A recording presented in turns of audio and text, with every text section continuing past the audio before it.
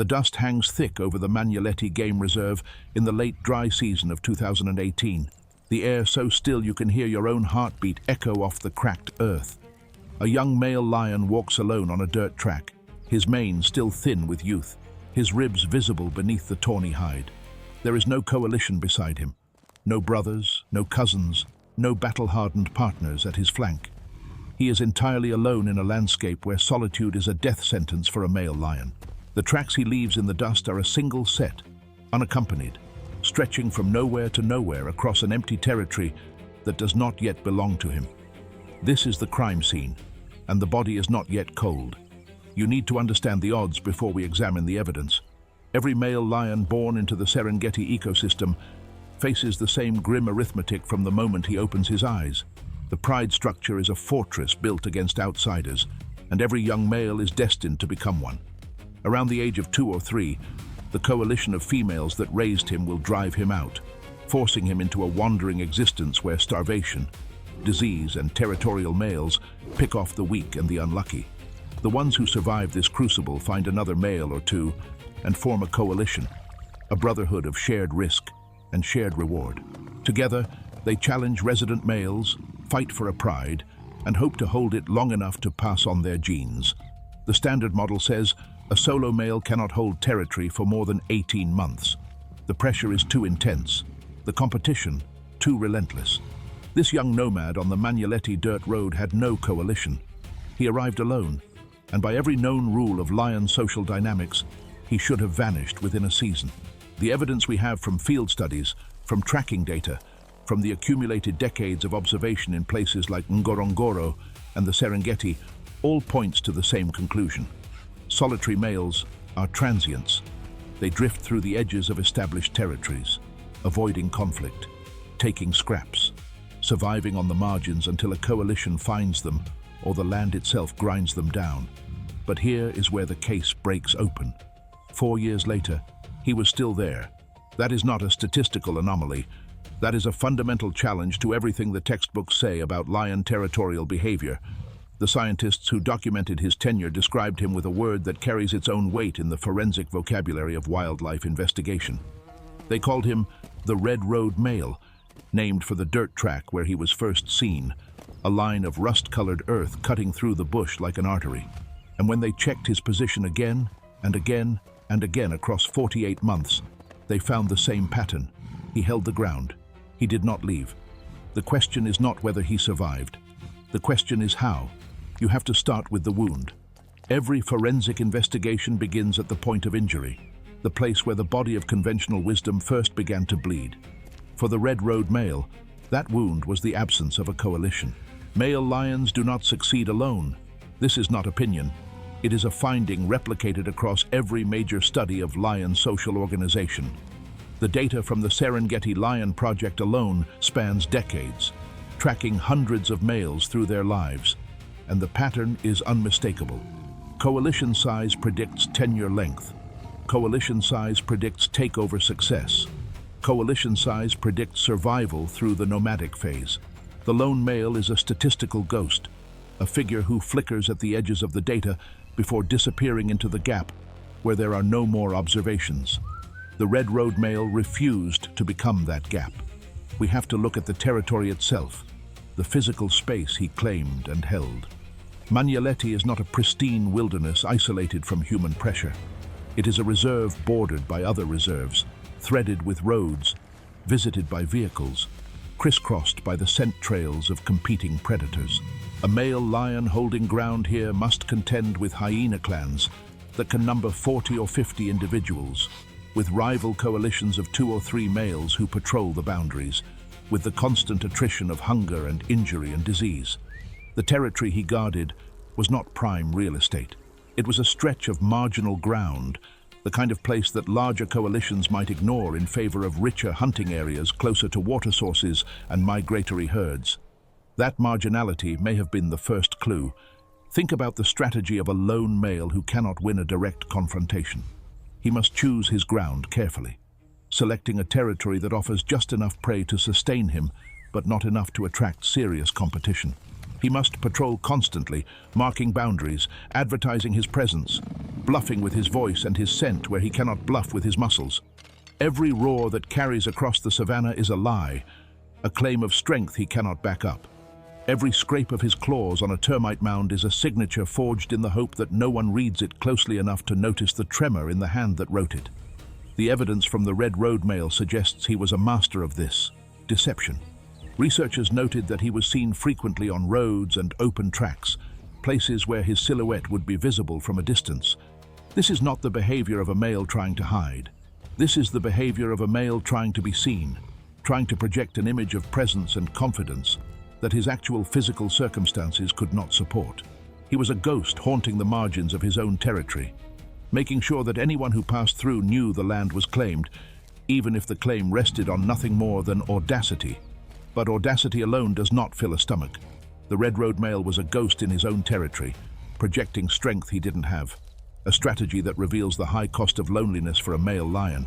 If you want to keep reading the evidence on cases like this, subscribe so you don't miss what comes next in the investigation. Drop bluff in the comments if you've ever seen through a bluff in the wild, human or animal. We need to examine the prey base, the resources that kept him alive through the long months of solitary tenure. A coalition of 2 or 3 males can take down a buffalo, a giraffe, a hippo, the large prey that provides days of meat and reduces the frequency of hunting. A solo male cannot. His hunting success depends on smaller prey, on the antelope and wildebeest that a single lion can dispatch without the need for coordination.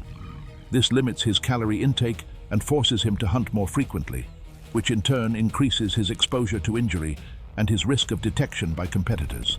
Every meal was a gamble. Every successful hunt bought him another day. Every failed hunt pushed him closer to the edge. The Red Road male must have developed an extraordinary efficiency in his hunting technique, compensating for his lack of numbers with precision and patience. The forensic reconstruction of his life would show a pattern of kills made at specific times of day, in specific terrain, using specific methods that minimized risk and maximized return. He could not afford the injuries that a larger coalition might shrug off. A torn claw, a gored flank, a broken tooth. Any of these could become a death sentence for a lone male who had no one to hunt for him while he healed. So he hunted carefully. He hunted smart.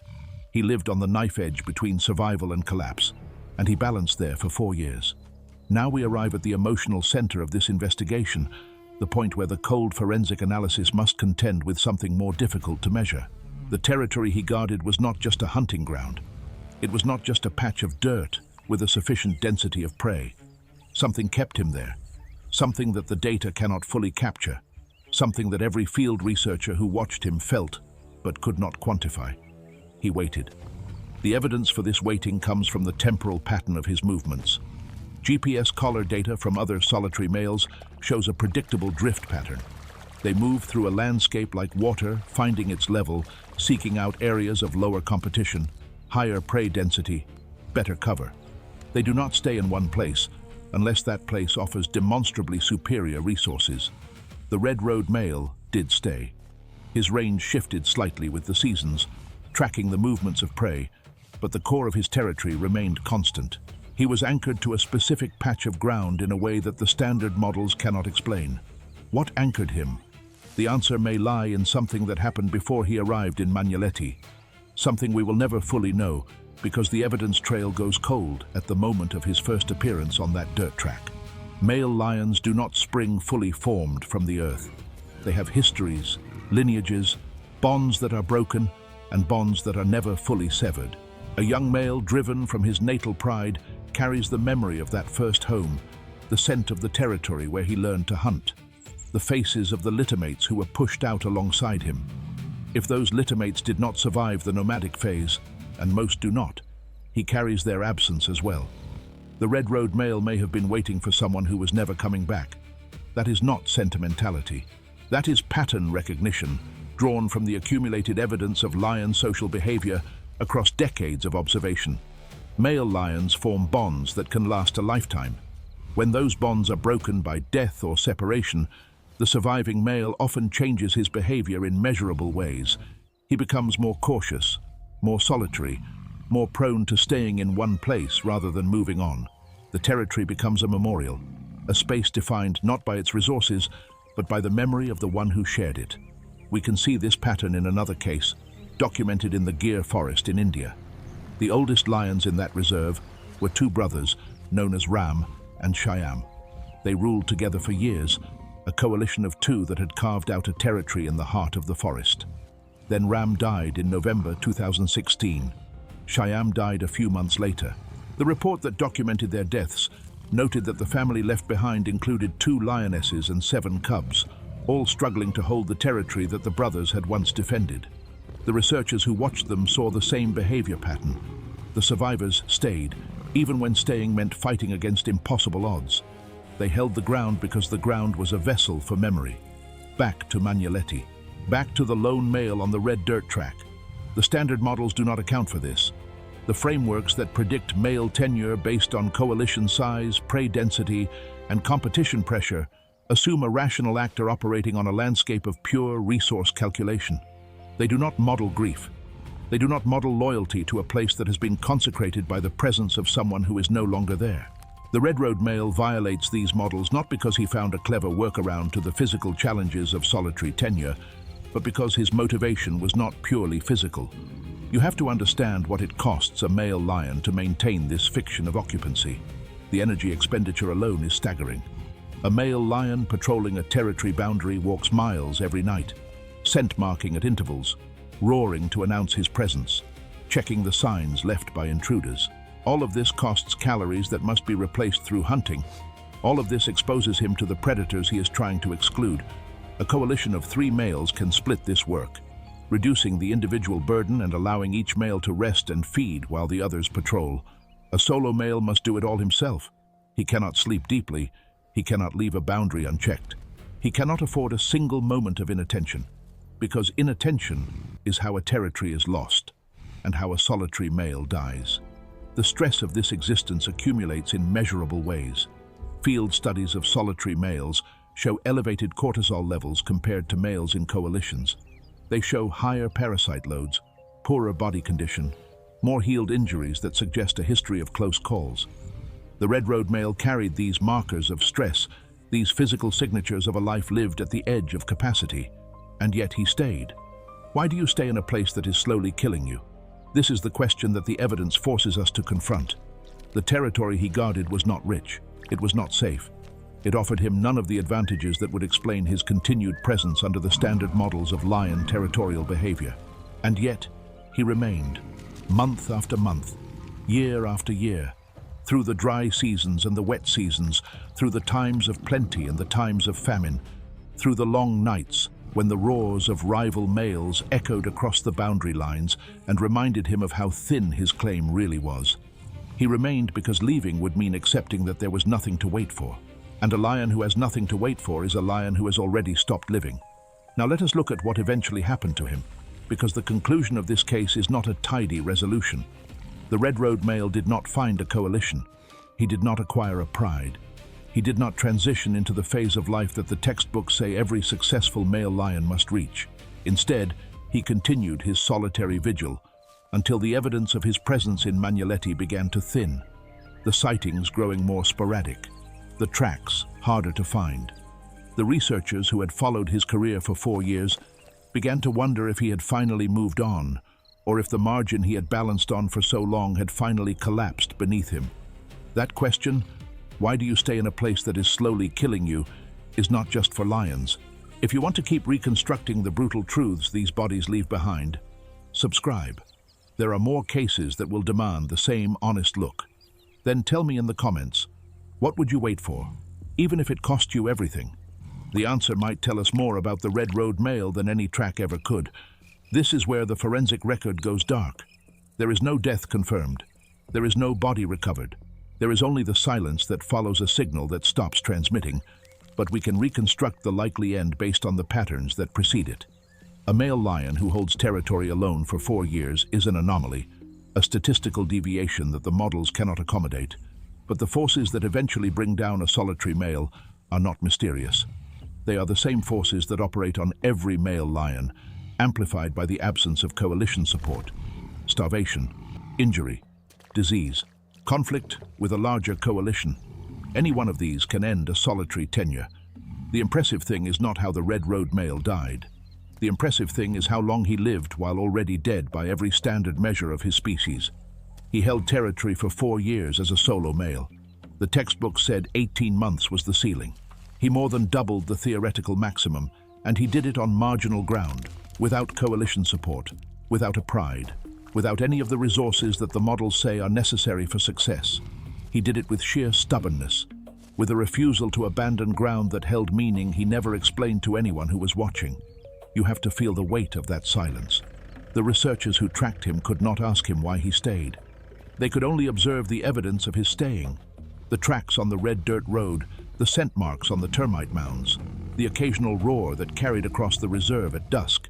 They could measure his territory, count his kills, chart his movements, but they could not access the interior landscape that kept him anchored to that place. The forensic method has limits. It can reconstruct what happened, when it happened, where it happened. It cannot always reconstruct why, and yet we can infer.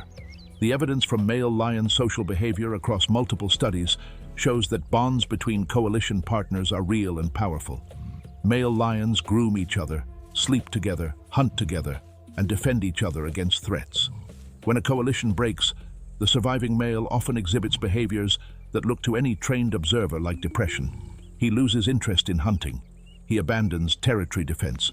He drifts, aimless, until he either forms a new coalition or dies. The Red Road male did the opposite. He intensified his territorial defense. He stayed precisely in place. He made himself more visible, more active, more present in the landscape. That is not the behavior of a male who has lost his coalition and moved on. That is the behavior of a male who has lost his coalition and is waiting for them to come back. The waiting is the key that unlocks the entire case.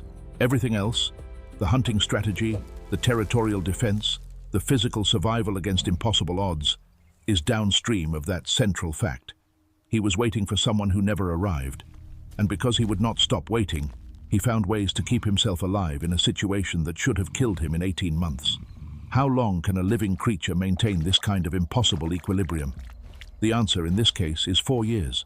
4 years of patrolling boundaries that no one else would help him defend. 4 years of hunting alone, eating alone, sleeping alone in the knowledge that every sound in the dark could be the sound of a threat he would have to face without backup. 4 years of roaring into silence and hearing only the echo of his own voice. You can measure that duration in days, 1,460 days, more or less, depending on where you start counting and where you stop. Each one of those days contained the same challenge. Find food, mark boundaries, avoid danger, repeat. There is no break in the routine, no day off from survival. A male lion in a coalition can afford to be lazy some days, letting his partners carry the load while he rests. The Red Road male never had that luxury. Every day was a full shift, every night a patrol, every hour a calculation of risk and reward. The forensic reconstruction of his life reveals a creature operating at maximum capacity, every system pushed to its limit, every margin razor thin. And still he stayed. Let me show you what this kind of tenure looks like in the data, because the data carries its own kind of poetry if you know how to read it. Researchers tracking solitary males in the Serengeti have documented the gradual deterioration that precedes a territory loss. The male stops roaring as frequently. His scent marks grow older, less refreshed. His range contracts, shrinking away from the boundaries where competition is highest. The territory doesn't collapse all at once. It erodes, nibbled away from the edges by rivals who sense the weakness. The Red Road male's territory showed no such erosion. The researchers who tracked him noted that his scent marks remained fresh, his roaring frequent, his patrols consistent. He did not shrink his boundaries. He did not cede ground to neighboring coalitions. He maintained the fiction of occupancy with such conviction that the fiction became fact. The neighboring males treated his boundaries as real because he treated his boundaries as real. In the world of territorial animals, perception is reality. A claim that is defended consistently is a claim that others eventually respect, even if the defender is outmatched in every objective measure. This is the lesson that the textbooks miss. The models predict outcomes based on physical resources and coalition size, but they cannot account for the force of a will that refuses to break. Consider what it must have felt like. night after night, to walk the boundary lines alone. The air heavy with the scent of rivals on the other side, the sounds of hyena clans moving through the dark, aware that there is only one lion defending this ground, the knowledge that if a coalition of 3 males decided to challenge him, he would have no choice but to flee or die. Every night held the possibility of that moment. Every dawn was a reprieve that bought him one more day, and yet he continued the patrol. He marked the boundaries. He roared into the dark. The waiting is not passive. Waiting, for a male lion holding territory alone, is an active, exhausting, relentless occupation. We must consider the possibility that the Red Road male was not waiting for his family at all. The evidence is ambiguous on this point, and a good investigator does not force a conclusion that the facts do not fully support. Perhaps he was simply a male lion who found a niche that worked for him, a low-competition territory where he could survive alone because the cost of challenging him was higher than the value of taking his ground. Perhaps his behavior was not loyalty, but calculation, not memory, but optimal foraging theory in action. But if that were the case, why did he stay in a marginal territory when better options existed? Why did he not drift north toward the richer hunting areas of the Sabi Sands or south toward the deeper water sources of the Kruger? The evidence of his range shows a male who had multiple opportunities to move and chose not to take them. He stayed precisely where he was, in a strip of territory that offered no obvious advantages over the alternatives. The most parsimonious explanation is the one that acknowledges the interior life of the animal. He stayed because the territory held meaning. He stayed because the memory of whoever shared it with him was stronger than the pull of better hunting grounds. He stayed because leaving would mean accepting that the waiting was over, and he was not ready to accept that.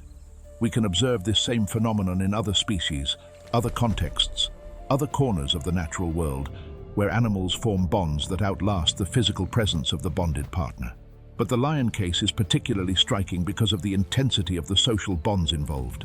Male lions in coalitions do not just cooperate, they form relationships that can span a decade or more, relationships built on shared risk and shared reward, on thousands of hours of proximity, on the deep synchronization of movement and intention that develops between animals who have faced death together. Losing that is not simply losing a coalition partner. It is losing a part of the self that only existed in relation to the other. The territory of the Red Road male can be read as a monument to that loss. Every boundary he maintained was a line drawn in memory of the one who should have been there to help draw it. Every kill he made alone was a meal he should have shared. Every night he roared was a call that should have received an answer from the darkness. And the darkness did not answer, but he kept roaring anyway. This is the point in the investigation where the evidence begins to converge on a conclusion that is both satisfying and unsettling. The Red Road male guarded an empty territory for 100 days, and then for 100 more, and then for 100 more after that, piling the days on top of each other until the counting became its own kind of ritual. He was not waiting for a family that would return. He was waiting for a family that was already gone, that had never existed in this territory, that existed only in the architecture of his own memory and desire. The 100 days in the title of this investigation is a symbol, not a precise measurement. The actual count is far higher. But the 100 marks a threshold that the conventional models say should be impossible. A male lion guarding an empty territory for 100 days is a male lion who has already lost.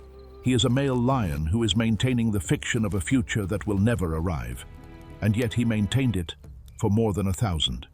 Now we arrive at the climax of this case, the moment where the evidence crystallizes into verdict. The Red Road male is not a statistical anomaly. He is not a biological outlier. He is a demonstration of something that the cold equations of population ecology do not capture, a variable that the models cannot quantify because it operates at a level below measurement. He is a creature who refused to stop believing. You are watching the moment the evidence points to something the models cannot quantify. If you want to stay with us as we reconstruct more cases where animals break the rules, subscribe, because each investigation peels back another layer of what we think we know. And in the comments, drop a single word: threshold. That 100-day mark was supposed to be the limit, but this case shattered it. You can see this refusal in every data point, every track, every sighting. The researchers who documented his tenure noted that he never stopped acting like a male lion who expected his coalition to return at any moment. He did not let his territory erode. He did not cease his patrols. He did not adopt the desperate, scavenging existence of the nomad who has given up on the idea of home. He continued to act as if the empty territory was full, as if the absent coalition was present, as if the future he was waiting for was just around the corner of the next day. This is not a story about a lion who succeeded against the odds. This is a story about a lion who refused to acknowledge that the odds existed in the first place, and that refusal, sustained over 4 years, changed the reality of his situation. The neighboring coalitions treated his territory as real because he treated it as real. The prey populations adjusted to his hunting patterns. The ecosystem accommodated his presence. He carved out a space for himself through the sheer force of his unwillingness to leave. The textbooks will not be rewritten based on the red road male. He remains an outlier, a data point that the models absorb but do not explain. But the fact that he exists at all tells us something important about the limits of our frameworks. We build models to predict behavior, and then an individual animal comes along and behaves in ways the model says are impossible. The red road male is that individual for lion territorial dynamics. And the question he leaves us with is this: if a single male lion can hold a territory for 4 years alone, through a combination of strategy and stubbornness, and something that looks very much like loyalty to a memory, what else are we missing about the inner lives of the animals we study? What other behaviors are we dismissing as anomalies because they do not fit our frameworks? How many other individuals are performing miracles of survival that we fail to notice because we are looking at the averages instead of the edges? The territory of the red road male is empty now. The tracks have faded. The scent marks have weathered away. The roars no longer carry across the savannah at dusk. He is gone, and whether he left or died, we do not know with certainty. The forensic record goes silent at the point where there are no more observations to analyze, but the memory of what he did remains. A solo male lion, holding an empty territory for 4 years, waiting for a family that never came. The evidence tells us he did it. The evidence tells us how he did it. And the evidence suggests, though it cannot prove, why he did it. He did it because the alternative was to accept that the waiting was meaningless. And for a creature who had already lost everything else, that was one loss he was not willing to endure. The investigation closes not with a solved case, but with an open file, a drawer left slightly ajar in the cabinet of wildlife forensic records. The red road male is a named suspect in a crime that has no victim and no perpetrator. The crime is the impossible survival of a solitary male beyond all statistical probability. The perpetrator is the accumulated weight of what it means to wait without knowing whether the waiting will ever end. And the verdict is not guilty. Guilty of breaking the models. Guilty of refusing to follow the script that population ecology assigned him. Guilty of behaving like an individual with an interior life rather than a data point in a distribution, but not guilty of the crime of giving up. He waited until he could wait no longer. And then, when the record goes dark, he left the evidence of his waiting behind for us to piece together. This is the story of the forgotten king, a lion who ruled over nothing but his own determination, a monarch whose territory was measured not in square kilometers, but in days of refusal, a solitary male who stared into the face of an impossible situation and decided, for reasons we will never fully understand, to stay. The dust has settled on the red dirt road of Manyeleti. The tracks are gone. The roars are silent. But the pattern of what he did remains etched into the forensic record, waiting for anyone who knows how to read it. And now you know how to read it. You have followed the evidence from the first sighting on a dirt track to the final silence at the edge of the observation window. You have reconstructed the hunting strategy, the territorial defense, the impossible mathematics of survival without support. You have seen the limits of the textbook models and the stubborn reality of an individual who refused to conform to them. And you understand now what the forgotten king was guarding. Not a territory, not a hunting ground, not a piece of the savannah that offered better resources or lower competition. He was guarding the possibility of return, the hope that someday someone would come back to share the territory with him. The faith that the waiting would eventually be rewarded, even if the reward never arrived within the window of time he had to receive it. That faith sustained him for 4 years. That faith made the impossible possible. And when the faith ran out, the territory finally went dark. This is what the forensic evidence tells us about the interior lives of the animals we share this planet with. They are not automatons following the equations of optimal foraging theory. They are not data points in a distribution. They are individuals whose behavior is shaped by bonds we cannot see, by memories we cannot access, by hopes we cannot measure. The red-road male is gone. His territory is silent. But the pattern of his life remains a challenge to everyone who thinks they understand the rules of the natural world. The rules are not as rigid as we believe. The outliers are not as rare as we assume. And the waiting heart of a solitary male lion, beating alone in the dark of the Manyeleti bush, is a force that the models cannot contain. The case is closed, but the questions it opens will keep us investigating. What else are we missing?